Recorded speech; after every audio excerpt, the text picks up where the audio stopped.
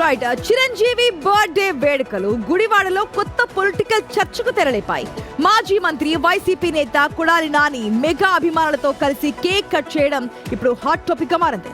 గతంలో మెగా ఫ్యామిలీపై రాజకీయ విమర్శలు చేసిన నాని ఇప్పుడు చిరంజీవిని ప్రశంసించడం వెనుక అసలు లెక్కేంటి అన్న చర్చ మొదలైంది. ముఖ్యంగా గుడివాడలో మెగా అభిమానులు కాపు ఓటు బ్యాంకును దృష్టిలో పెట్టుకుని ఈ కార్యక్రమానికి హాజరయ్యారా అనే రాజకీయ విశ్లేషణలు కూడా వినిపిస్తున్నాయి. అయితే తాను చిరంజీవిని ఎప్పుడు గౌరవిస్తారని నాని గతంలోనే స్పష్టం చేశారు.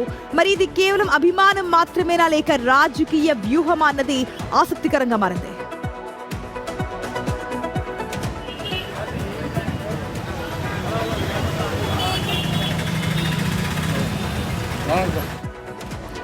నిన్న మెగాస్టార్ చిరంజీవి బర్త్డే సందర్భంగా 2 తెలుగు రాష్ట్రాలు అనేక ప్లేసెస్ లో సెలబ్రేషన్స్ జరిగాయి. అట్ ద సేమ్ టైం ఇక్కడ మనం చూస్తున్నాం కదా, గుడివాడ సంబంధించి కూడా నాని కూడా హాజరయ్యారు.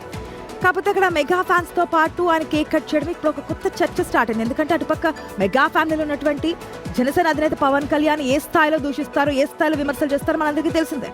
కానీ ఇప్పుడు బర్త్డేకి రావడము, అక్కడ సెలబ్రేషన్స్ లో పార్టిసిపేట్ చేయడము, మాట్లాడడము, ప్రశంసించడం చూస్తే ఇంకేదైనా చర్చ ఉందా? ఇప్పటికే ఏపీలో ఓటు బ్యాంక్ రాజకీయాలు, కాపు ఓటు బ్యాంక్, మన ముద్రగడ పద్మనాభం చనిపోయినప్పుడు ఇవన్నీ చూస్తూనే ఉన్నాం.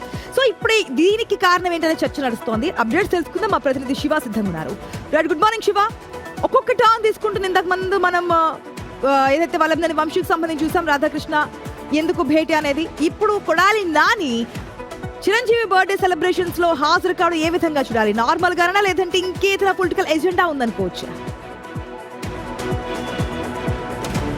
రైట్, ఆంధ్రప్రదేశ్లో ఏం జరిగినా కానీ ఖచ్చితంగా పొలిటికల్ ఏజెండానే ఉంటుంది. ఎక్కడా కూడా సానుభూతి, ప్రేమ, ఆప్యాయత, అనురాగాలు ఎక్కడా ఉండవు. కేవలం ఓటు బ్యాంకు రాజకీయాలు, కుల రాజకీయాలకి ఆంధ్రప్రదేశ్ చిరునామాగా మారింది. గత 5 సంవత్సరాల కాలంలో ఏపీ డిప్యూటీ సీఎం ఉన్న పవన్ కళ్యాణ్పై తీవ్ర విమర్శలు చేశారు. కానీ ఒక్కసారిగా మెగాస్టార్ చిరంజీవిపై వైఎస్ఆర్సీపీ నేతలకి ఎనలేని ప్రేమ, ఆప్యాయత, అనురాగం పుట్టుకొచ్చింది. గుడివాడ నియోజకవర్గానికి సంబంధించి మాజీ మంత్రి కొడాలి నాని మెగాస్టార్ చిరంజీవి జన్మదినాన్ని పురస్కరించుకొని భారీ ఎత్తున కేక్ కట్ చేసి కార్యక్రమాన్ని నిర్వహించారు. చిరంజీవిని ఆకాశానికి ఎత్తారు. భవిష్యత్తులో మరెన్నో పదవులు అలరించాలి, త్వరలో రాబోతున్న సినిమా విజయవంతవాలని కోరారు. ఇక ప్రధానంగా మొన్నటి ఎన్నికల్లో గుడివాడలో ఘోర పరాజయాన్ని చవిచూసిన కొడాలి నాని అక్కడ సామాజిక వర్గ ఓటుపై పూర్తి స్థాయిలో ఫోకస్ పెట్టారు. గుడివాడ నియోజకవర్గానికి సంబంధించి 30 నుంచి 35 వేలు కమ్మ సామాజిక వర్గానికి సంబంధించిన ఓట్లు ఉంటాయి.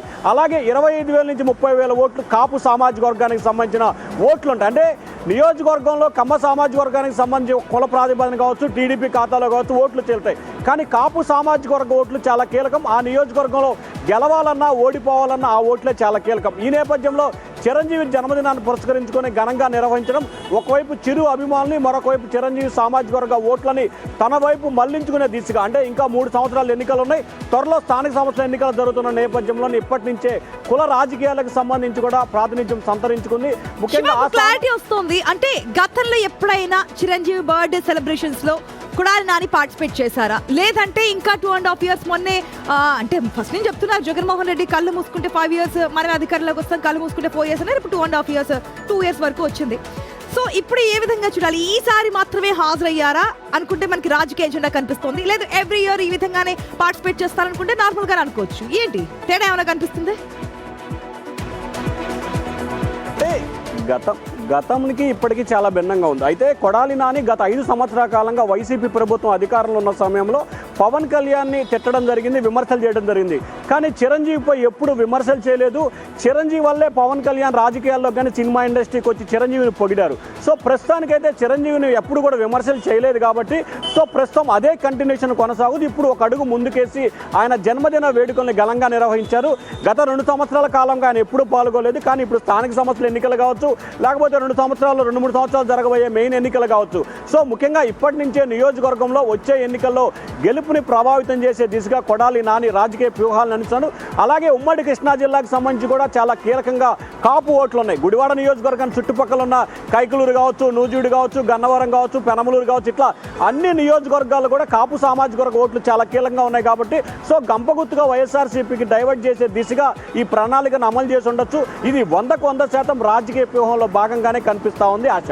Right Shiva, thanks for the update. మొత్తంగా ఏపీలో గుడివాడలో 2.5 years ముందే రాజకీయ రగడ స్టార్ట్ అయింది అనుకోవచ్చు. అంటే ఓటు బ్యాంక్ రాజకీయాలు ఏపీలో మనకి ఎక్కువగా కనిపిస్తుంటాయి.